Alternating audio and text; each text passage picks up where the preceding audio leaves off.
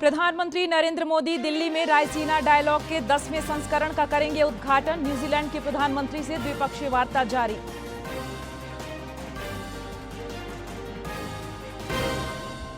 पूर्व मुख्यमंत्री रघुवर दास ने गिरिडीह के घोड़थंभा उपद्रव के बाद पुलिस की कार्यशैली पर जताई नाराजगी। क्षेत्र का दौरा कर लोगों से की मुलाकात। पुलिस अधीक्षक को भी लगाई क्लास। राज्य में नक्सलियों के खिलाफ घेराबंदी तेज। पश्चिमी सिंहभूम में 10 किलो का आईडी बरामद। अपराध के खिलाफ रांची पुलिस एक्शन में 4 पकड़ाए।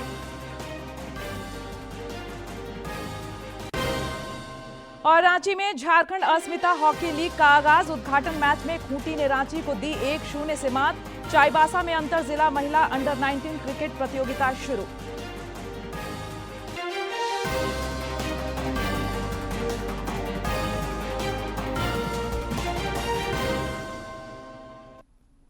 नमस्कार, खबरें झारखंड में आपका स्वागत है। मैं हूं प्रियंका और अब समाचार विस्तार से। बुलेटिन की शुरुआत करेंगे न्यूजीलैंड के प्रधानमंत्री के भारत दौरे की खबर से। न्यूजीलैंड के प्रधानमंत्री क्रिस्टोफर लक्सन भारत के दौरे पर हैं।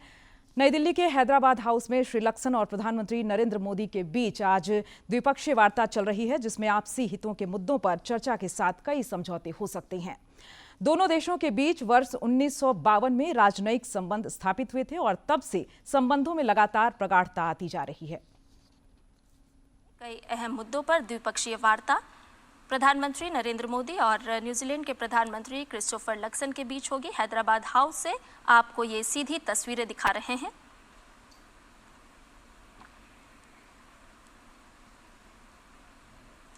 द्विपक्षीय व्यापार और आर्थिक संबंधों को मजबूत करने के लिए प्रधानमंत्री नरेंद्र मोदी के साथ न्यूजीलैंड के प्रधानमंत्री की द्विपक्षीय वार्ता होगी। हैदराबाद हाउस से ये सीधी तस्वीरें आपको दिखा रहे हैं, जहां प्रधानमंत्री नरेंद्र मोदी और न्यूजीलैंड के प्रधानमंत्री क्रिस्टोफर लक्सन मिले।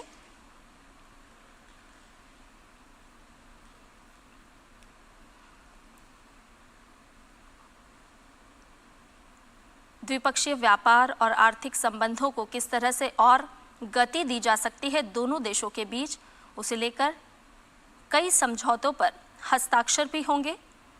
हैदराबाद हाउस से ये सीधी तस्वीरें आपको दिखा रहे हैं, जहां पर प्रधानमंत्री नरेंद्र मोदी और न्यूजीलैंड के प्रधानमंत्री पहुंचे हैं। नई दिल्ली में आज से 3 दिवसीय रायसीना डायलॉग की शुरुआत हो रही है, जिसका उद्घाटन प्रधानमंत्री नरेंद्र मोदी करेंगे। इस कूटनीतिक सम्मेलन में न्यूजीलैंड के प्रधानमंत्री क्रिस्टोफर लक्सन बतौर मुख्य अतिथि हिस्सा लेंगे। 6 विषयों पर आयोजित इस डायलॉग में 125 देशों के प्रतिनिधि हिस्सा ले रहे हैं।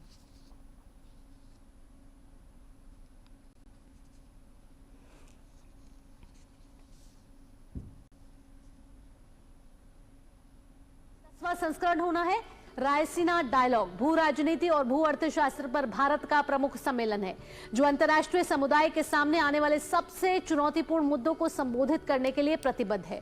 इसमें वैश्विक स्तर पर चुनौतीपूर्ण मुद्दों पर चर्चा होनी है। प्रधानमंत्री नरेंद्र मोदी इसका उद्घाटन करने वाले हैं। न्यूजीलैंड के प्रधानमंत्री क्रिस्टोफर लक्सन इस सम्मेलन के मुख्य अतिथि होंगे और कार्यक्रम को संबोधित भी करेंगे। ये डायलॉग का 10वां संस्करण है, जिसकी शुरुआत आज दिल्ली से होने जा रही है, दिल्ली में होने जा रही है, जिसका प्रधानमंत्री नरेंद्र मोदी उद्घाटन करने वाले हैं। 17 से 19 मार्च तक ये सम्मेलन चलने वाला है। भू राजनीति और भू अर्थशास्त्र का ये प्रमुख सम्मेलन है, जिसमें अंतर्राष्ट्रीय समुदाय इकट्ठा होकर उन चुनौतीपूर्ण मुद्दों पर चर्चा करेगा और साथ ही साथ हल निकालने की भी कोशिश करेगा। आपको साथ ही साथ बताते चलें कि प्रधानमंत्री नरेंद्र मोदी इस रायसीना डायलॉग 2025 का उद्घाटन करने वाले हैं दिल्ली में। इसके साथ साथ न्यूजीलैंड के प्रधानमंत्री, जो भारत के आधिकारिक दौरे पर हैं, क्रिस्टोफर लक्सन, इस डायलॉग के मुख्य अतिथि भी होंगे और साथ ही साथ प्रधानमंत्री नरेंद्र मोदी से इनकी द्विपक्षीय वार्ता भी होने वाली है। कार्यक्रम को संबोधित करेंगे न्यूजीलैंड के प्रधानमंत्री क्रिस्टोफर लक्सन। और आपको बता दें कि 6 मुख्य विषयों पर विचार मंथन होने वाला है इस डायलॉग में, और ये 6 मुख्य विषय होंगे अंतर्राष्ट्रीय समुदाय से जुड़े हुए, उन चुनौतीपूर्ण मुद्दों से जुड़े हुए जिस पर अभी वैश्विक नजर है। लगभग 125 देशों के प्रतिनिधि रायसीना डायलॉग में शामिल होने जा रहे हैं। कम से कम 20 देशों के विदेश मंत्री हिस्सा लेंगे और विदेश मंत्रियों का दिल्ली में आने का सिलसिला भी लगातार जारी है। सैन्य कमांडर, उद्यमी, शिक्षाविदों की भी मौजूदगी रायसीना डायलॉग में दिखने वाली है। और अब बात संसद सत्र की। होली के अवकाश के बाद आज से संसद का बजट सत्र दोबारा शुरू हुआ। दोनों ही सदनों में आज कई विधायी कार्य सूचीबद्ध हैं। रेल अनुदान मांगों पर भी चर्चा होगी। सदन के दोनों सदनों में आज प्रश्नकाल सुचारू तरीके से चला और प्रभारी मंत्रियों ने सवालों के जवाब दिए। 15 साल और 96 दिन बाद पहले नंबर के ऊपर ये मेरा तारे वाला सवाल लगा है। आखिरी बारी 10 दिसंबर 2009 को क्वेश्चन नंबर 1, इससे जो 2 लोकसभा पहली थी उसमें लगा था। तो मैं कभी कभी ये सोचता हूं कि अगर इस सदन की संख्या बढ़ गई। संग्राम से जुड़े हुए सारे ऐसे सेनानायक, आजादी का अमृत महोत्सव जब हमने माननीय प्रधानमंत्री जी के नेतृत्व में पूरे देश भर ने मनाया, तब ऐसे सारे महानायक जिनको भुला दिया गया था, कुछ काल के प्रवाह में भुला दिए गए थे, कुछ को सह आशय, कुछ योजनाबद्ध तरीके से भुलाया गया था, उन सबको सामने लाने के लिए प्रयास किए थे। और इस तरह के सारे जो है लोक नायकों से जुड़े हुए सब दस्तावेजों का संग्रहण करने का काम सरकार ने किया था।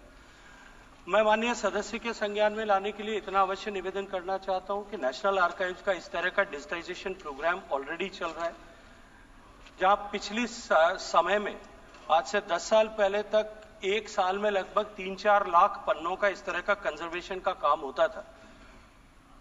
जो माननीय प्रधानमंत्री जी के नेतृत्व में हमने digitisation of national archives records प्रारंभ किया है। इधर होली की छुट्टियों के कारण 12 से 17 मार्च के बीच झारखंड विधानसभा के बजट सत्र पर विराम लगा था। अब बजट सत्र की कार्यवाही कल से दोबारा शुरू होगी। सदन में बजट अनुदान मांगों पर चर्चा होगी। हालिया घटनाओं के मद्देनजर सदन के हंगामेदार रहने की उम्मीद है। और अब बात गिरिडीह के उपद्रव की। गिरिडीह के घोड़थंबा उपद्रव मामले पर राज्य सरकार और जिला प्रशासन विपक्ष के निशाने पर है। भाजपा के प्रदेश अध्यक्ष और नेता प्रतिपक्ष बाबूलाल मरांडी ने घटना के बाद पुलिसिया कार्रवाई की कड़ी निंदा की है और इसे बर्बरता की पराकाष्ठा करार दिया है। श्री मरांडी ने सोशल मीडिया पर एक फोटो साझा करते हुए कहा कि गिरिडीह के घोड़थंबा में विकास शाह को पुलिस ने जिस तरह से पीटा है वह चीख चीख कर पुलिस की बर्बरता की गवाही दे रहा है। उन्होंने साफ तौर पर कहा कि लोकतंत्र में लाठी तंत्र की कोई जगह नहीं है। पुलिस की दमनात्मक कार्रवाई को कतई बर्दाश्त नहीं किया जाएगा। इधर पार्टी के वरिष्ठ नेता और पूर्व मुख्यमंत्री रघुवर दास ने कल प्रभावित क्षेत्र का भ्रमण कर लोगों से मुलाकात की। उन्होंने मौके पर फोन से जिले के पुलिस अधीक्षक से भी बात की और निष्पक्ष तरीके से काम करने को कहा। श्री दास ने कहा कि पुलिस दोषी पर कार्रवाई करे और निर्दोषों को छोड़े। उन्होंने कहा कि पुलिस असल गुनाहगारों को दंड दे, न कि कार्रवाई के नाम पर खानापूर्ति करे। श्री दास ने बाद में पत्रकारों से बातचीत में कहा कि हिंदू पर्व त्योहारों में हिंसा आम बात होती जा रही है, जो राज्य सरकार के तुष्टीकरण का नतीजा है।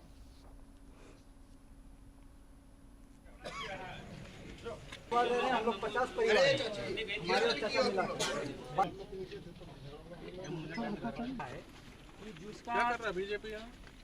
तो सरकार से मेरी मांग होगी इस घटना की निष्पक्ष न्यायिक जांच हो और जो भी दोषी है उस पर कड़ी से कड़ी कार्रवाई हो, सामाजिक संप्रदाय सौहार्द बना रहे। इधर झामुमो ने विपक्ष के आरोपों को नकारते हुए कहा है कि पुलिस प्रशासन अपना काम कर रही है। पार्टी के केंद्रीय महासचिव सह प्रवक्ता विनोद पांडे ने गिरिडीह मामले पर कहा कि पुलिस की कार्रवाई के कारण समाज में नफरत फैलाने की साजिश सफल नहीं हो पाई। उन्होंने विपक्ष पर मामले को लेकर राजनीति करने का भी आरोप लगाया। कांग्रेस के प्रदेश प्रभारी के राजू एक बार फिर 26 मार्च को झारखंड के दौरे पर आने वाले हैं। इस दौरान वे पार्टी नेताओं और कार्यकर्ताओं से मिलकर 100 दिनों के लिए सांगठनिक कामकाज का खाका तैयार करेंगे। इस संबंध में श्री राजू ने प्रदेश अध्यक्ष केशव महतो कमलेश को पत्र भेजकर बैठक की विस्तृत जानकारी दी है। साथ ही बैठक से संबंधित रिपोर्ट तैयार करने का निर्देश दिया है। उन्होंने पार्टी को मजबूत करने के लिए लंबी अवधि की रणनीति तैयार करने पर जोर दिया है। कांग्रेस के प्रदेश प्रभारी 26 मार्च से 30 मार्च तक विभिन्न बैठकों में शामिल होंगे। राज्य से नक्सलवाद का नामो निशान मिटाने के संकल्प के साथ पुलिस और सुरक्षा बलों द्वारा राष्ट्र विरोधी तत्वों की घेराबंदी तेज कर दी गई है।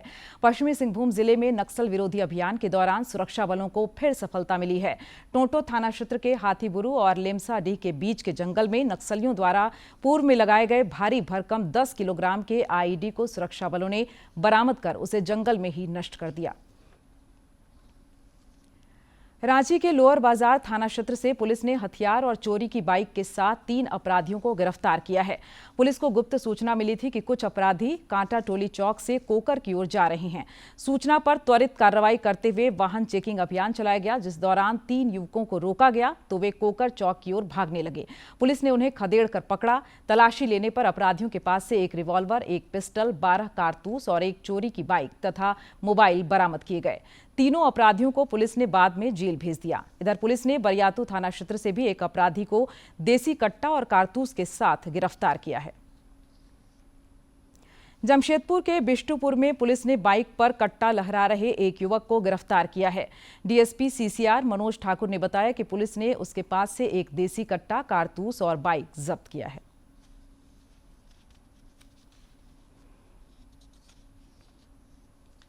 की गाड़ी को देखकर भगाने का प्रयास कर रहा था वो संदिग्ध युवक। डिवाइडर में टकराने से वो गिरा।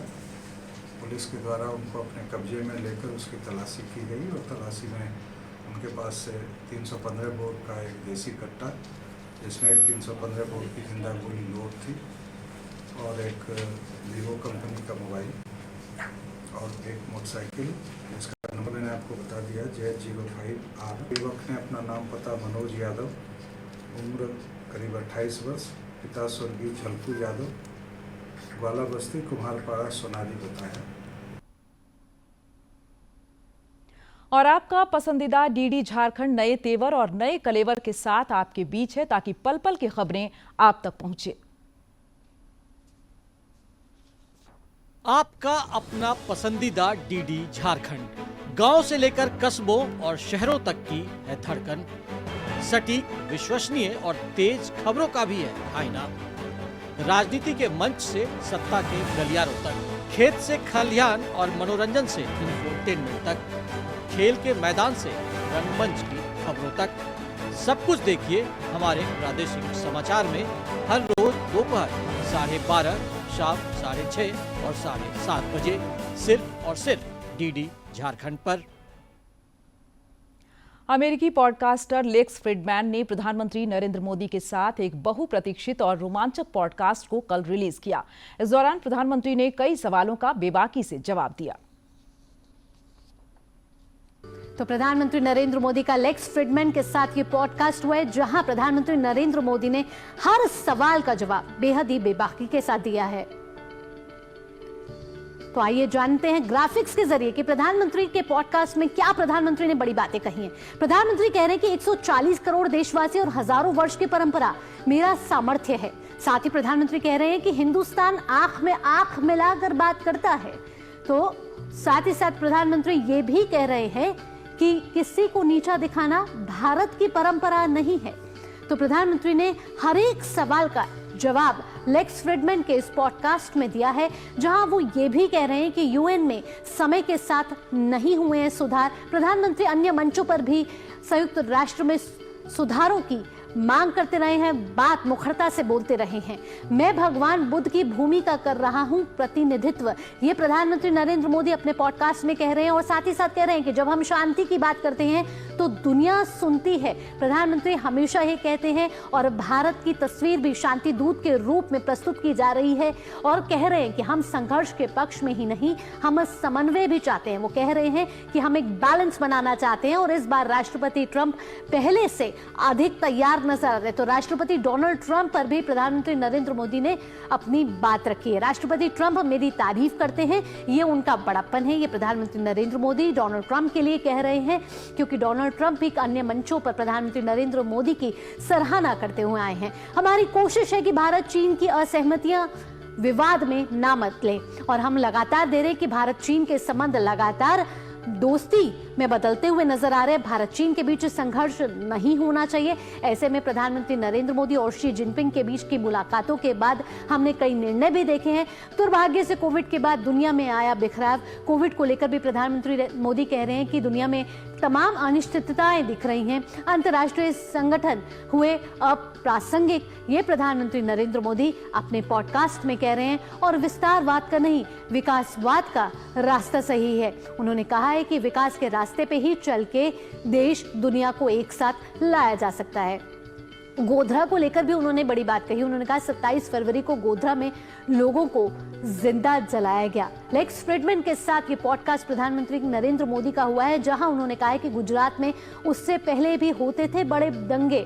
तो गोधरा कांड को लेकर भी प्रधानमंत्री नरेंद्र मोदी ने अपने विचार रखे। 1996 में हुए दंगे चले थे कई महीने। प्रधानमंत्री नरेंद्र मोदी गोधरा कांड का जिक्र कर रहे हैं, साथ ही साथ अन्य घटनाओं का भी जिक्र करते हुए न्यायालय ने इस घटना को पूरे विस्तार से देखा। उन्होंने न्यायालय की जिस तरीके की भूमिका रही उस पर भी अपनी बात रखी। सरकार के लोगों ने हमें सजा दिलाने की कोशिश की। तो प्रधानमंत्री नरेंद्र मोदी भावुक भी होते हुए नजर आए। 2002 के बाद गुजरात में कोई बड़ा दंगा नहीं हुआ। प्रधानमंत्री नरेंद्र मोदी ने ये बात कही कि 2000 के बाद गुजरात में विकास देखने को मिला है, कोई दंगा वहां नहीं हुआ है। हम तुष्टीकरण की राजनीति नहीं करते हैं, ये कहना है प्रधानमंत्री नरेंद्र मोदी का, सरकार का। और मैं जनता के विश्वास को टूटते हुए नहीं देख सकता। उन्होंने कहा मैं जनता का प्रतिनिधित्व कर रहा हूं, ऐसे में मैं जनता के विश्वास की कद्र करता हूं, उसका सम्मान करता हूं और मैं चुनाव केंद्रित सरकार नहीं चलाता। यानी कि मैं चुनाव के लिए सरकार नहीं चलाता, मैं लोक केंद्रित सरकार चलाता हूं, मैं जनता के लिए सरकार चलाता हूं। ऐसे में जनता के मुद्दे और जनता का विकास मेरे लिए, प्रधानमंत्री नरेंद्र मोदी के लिए सर्वोपरि है। रांची के सीरमटोली सरना स्थल के समक्ष फ्लाईओवर के रैंप निर्माण का विरोध बढ़ता जा रहा है। इसे लेकर एक गुट ने चरणबद्ध आंदोलन की चेतावनी दी है। राज्य सरकार का पुतला दहन के साथ 21 मार्च को रांची में मशाल जुलूस निकाला जाएगा और 22 मार्च को रांची बंद का आह्वान किया गया है। इस मुद्दे पर लोगों से मुलाकात के बाद राज्य के पूर्व मंत्री और विधायक रामेश्वर उरांव ने कहा कि वे इस विषय पर सरकार की बजाय समाज के साथ हैं। ये अफसर लोग मुख्यमंत्री को, मंत्री को और विधायक को थोड़ी मालूम होता है कि नक्शा बन रहा है। जब बनने लगता है तब आपत्ति उठाते हैं, तब ध्यान देता है। तो डिजाइनर जो थे, डिजाइन कर रहे थे इसका, उनको ध्यान देना चाहिए। रांची के होटवार स्थित बिरसा मुंडा केंद्रीय कारा में डालसा की पहल पर जेल अदालत सह विधिक जागरूकता शिविर का आयोजन किया गया। इस दौरान 7 कैदियों के आवेदन पर जेल अदालत में विचार किया गया। सुनवाई के बाद 3 कैदियों को रिहा कर दिया गया। जमशेदपुर के सुंदरनगर खुकड़ाडीह में श्रीमद् भागवत कथा का आयोजन किया जा रहा है। इस सिलसिले में कलश यात्रा भी निकाली गई। इस कलश यात्रा में सैकड़ों की संख्या में महिला एवं पुरुष शामिल हुए। यह भागवत कथा 7 दिनों तक चलेगी, जिसमें कथावाचक नीतीश कृष्ण जी महाराज भागवत कथा सुनाएंगे।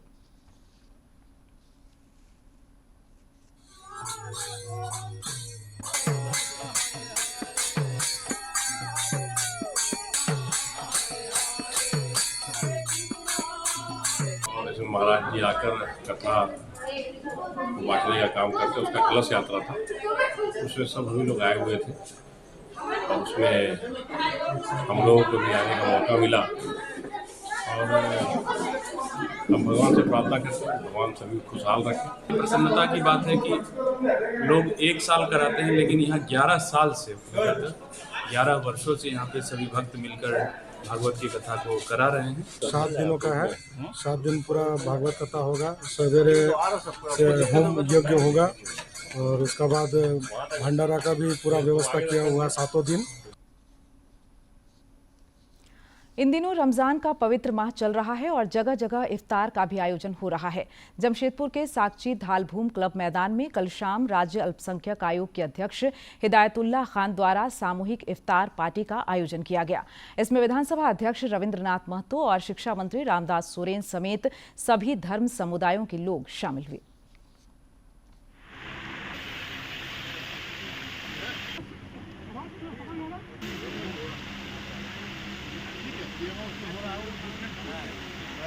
जो सारे भाई लोग अभी रोजा के समय है, उपवास के समय है, सारे लोग उपवास रखे हैं और इस कार्यक्रम में उपस्थित होने का सौभाग्य मुझे भी प्राप्त हुआ।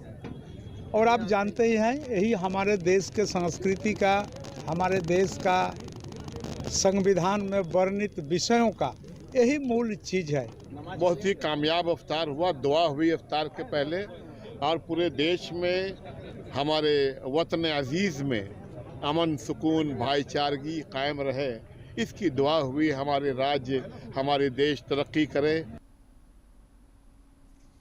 और अब खबर खेल के मैदान से। रांची में आज से झारखंड अस्मिता महिला हॉकी लीग का आगाज हुआ। प्रतियोगिता के तहत जूनियर और सब जूनियर महिला वर्ग में विभिन्न जिलों के बीच आगामी 24 मार्च तक मुकाबले खेले जाएंगे।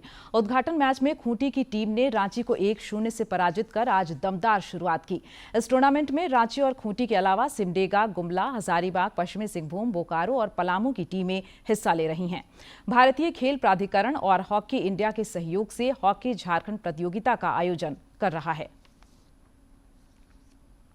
इधर चाईबासा में अंतर जिला महिला अंडर 19 क्रिकेट प्रतियोगिता शुरू हो गई है। स्थानीय बिरसा मुंडा क्रिकेट स्टेडियम में इस प्रतियोगिता का आयोजन किया जा रहा है, जिसमें 13 जिलों की टीमें हिस्सा ले रही हैं। जिला क्रिकेट संघ के महासचिव असीम कुमार सिंह ने बताया कि सुपर डिवीजन के मुकाबले 24 फरवरी से बोकारो और जमशेदपुर में खेले जाएंगे।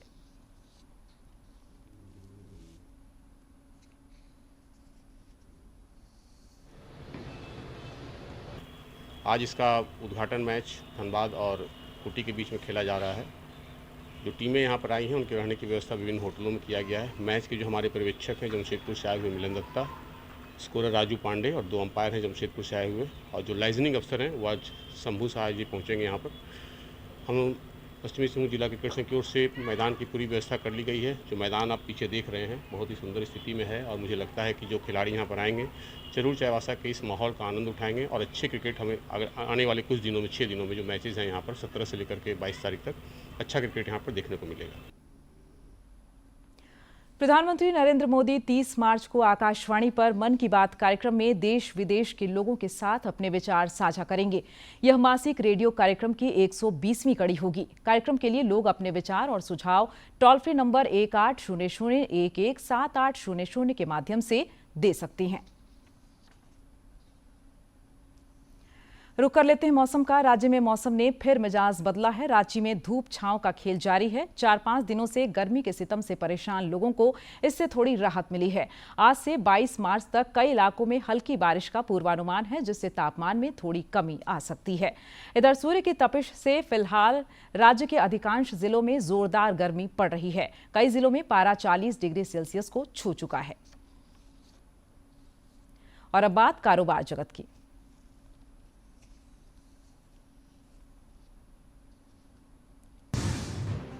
केंद्रीय मंत्री हर्ष मल्होत्रा ने कहा कि उचित प्रक्रिया का पालन करने के बाद डिजिटल प्रतिस्पर्धा कानून लाया जाएगा। उन्होंने बताया कि डिजिटल प्रतिस्पर्धा विधेयक के मसौदे पर 100 से ज्यादा सुझाव प्राप्त हुए हैं, जिसे कॉर्पोरेट मामलों के मंत्रालय द्वारा सार्वजनिक परामर्श के लिए रखा गया है। निपटान मामलों की बढ़ती संख्या के बीच सेबी निपटान नियमों को लागू करने के लिए एसओपी को अंतिम रूप देने के लिए चर्चा कर रहा है।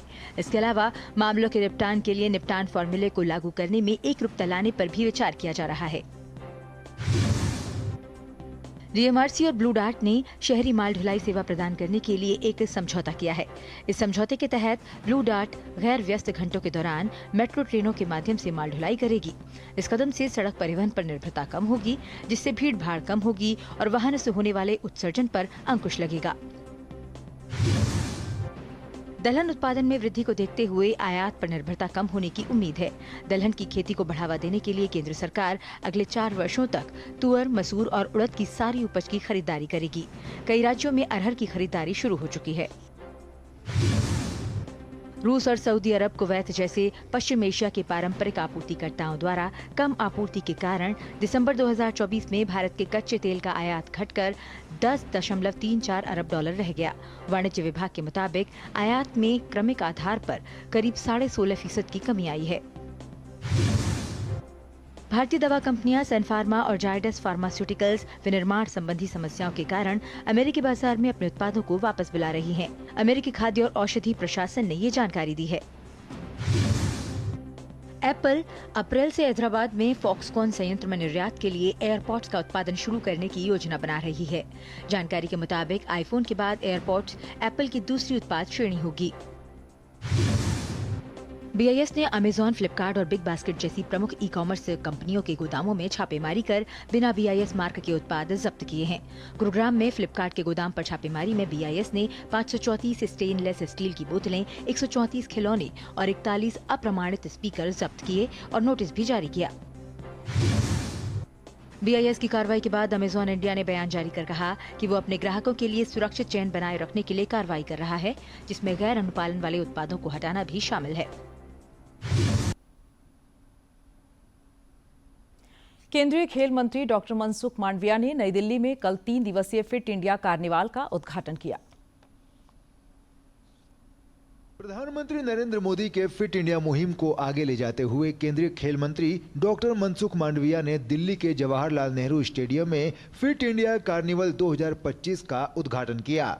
एक रंगारंग कार्यक्रम के दौरान केंद्रीय खेल मंत्री ने अभिनेता आयुष्मान खुराना को फिट इंडिया फिटनेस आइकन की उपाधि से नवाजा। इस दौरान पहलवान Sangram Singh, push up man Rohtash Choudhary, fit India ambassador Mickey Mehta और पहलवान शैंकी ने फिटनेस पर अपने सुझाव साझा किए। इस मौके पर केंद्रीय खेल मंत्री ने कहा कि फिट इंडिया कार्निवल में विभिन्न प्रकार की फिटनेस गतिविधियां आयोजित की जाएंगी। उन्होंने हर किसी से फिट इंडिया कार्निवल में आने की अपील की। देश में पहली बार फिट इंडिया कार्निवल का प्रारंभ जवाहरलाल नेहरू स्टेडियम में हुआ है। मैं दिल्ली वासियों को आग्रह करता हूं कि ये 3 दिन चलने वाला फिट इंडिया कार्निवल में अवश्य भाग लीजिए। यहाँ एंटरटेनमेंट जोन भी है, गेम्स जोन भी है, फन जोन भी है और फिट जोन भी है। सभी जोन में जाके आप अपने स्वयं को फिट रहने का मंत्र लीजिए। फिट रहिए, स्वस्थ रहिए और देश को समृद्ध बनाने में आपका सहयोग दीजिए। कार्यक्रम के दौरान अभिनेता आयुष्मान खुराना ने फिट इंडिया आइकॉन चुने जाने पर अपनी खुशी जाहिर करते हुए पीएम मोदी के फिट इंडिया मुहिम की जमकर सराहना की। It's a matter of pride and honour कि इस फिट इंडिया कैंपेन में, फिट इंडिया कार्निवल में मुझे फिट इंडिया आइकॉन से सम्मानित किया गया है और ऑन बोर्ड लाया गया है इस इनिशिएटिव के लिए। बहुत ज़रूरी है हमारे देश के लिए कि हमारे सिटीजन जो है फिट रहें, तभी हमारा देश आगे बढ़ेगा और प्रॉस्परस होगा और प्रगति की मार्ग में चलेगा। So I think it's very important, बहुत ही इंपॉर्टेंट मुहिम है पीएम मोदी साहब का। 18 मार्च तक चलने वाले फिट इंडिया कार्निवल का मकसद एक स्वस्थ और एक्टिव जीवन शैली को बढ़ावा देना है, जो देश में फिटनेस को बढ़ावा देने के साथ साथ मोटापे से मुक्त राष्ट्र का निर्माण करने में मददगार साबित हो। पीएम मोदी के फिट इंडिया मुहिम का असर अब धरातल पर सामने आ रहा है। क्या आम, क्या खास, इस मुहिम से हर वर्ग लगातार जुड़ता जा रहा है। साथ ही साथ देश के यूथ आइकन और फिट इंडिया आइकन भी पीएम मोदी के फिट इंडिया के मैसेज को आगे बढ़ाने में कोई कसर नहीं छोड़ रहे हैं। कैमरामैन मुकेश के साथ मैं सुशील कुमार, डीडी न्यूज। प्रसार भारती ने OTT प्लेटफॉर्म के क्षेत्र में कदम रखते हुए हाल ही में वेव्स की शुरुआत की है। यह डिजिटल मीडिया और OTT दर्शकों को एक संपूर्ण इंफोटेनमेंट इकोसिस्टम देता है। देश के सार्वजनिक प्रसारक दूरदर्शन के OTT प्लेटफॉर्म के क्षेत्र में कदम रखते हुए हाल ही में वेव्स की शुरुआत हुई है। यह डिजिटल मीडिया और OTT दर्शकों को एक संपूर्ण इंफोटेनमेंट इकोसिस्टम देता है। अगर आपको भी चाहिए फ्री में शानदार कंटेंट तो आज ही डाउनलोड करें। QR कोड के जरिए भी वेव्स ऐप डाउनलोड की जा सकती है। तो प्रसार भारती का नया OTT प्लेटफॉर्म वेव। और अब अंत में मुख्य समाचार एक बार फिर। प्रधानमंत्री नरेंद्र मोदी दिल्ली में रायसीना डायलॉग के 10वें संस्करण का करेंगे उद्घाटन। न्यूजीलैंड के प्रधानमंत्री से द्विपक्षीय वार्ता जारी।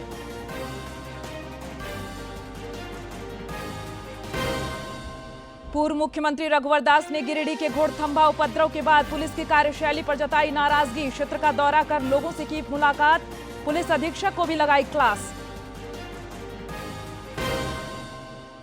राज्य में नक्सलियों के खिलाफ घेराबंदी तेज। पश्चिमी सिंहभूम में 10 किलो का आईडी बरामद। अपराध के खिलाफ रांची पुलिस एक्शन में 4 पकड़ाए।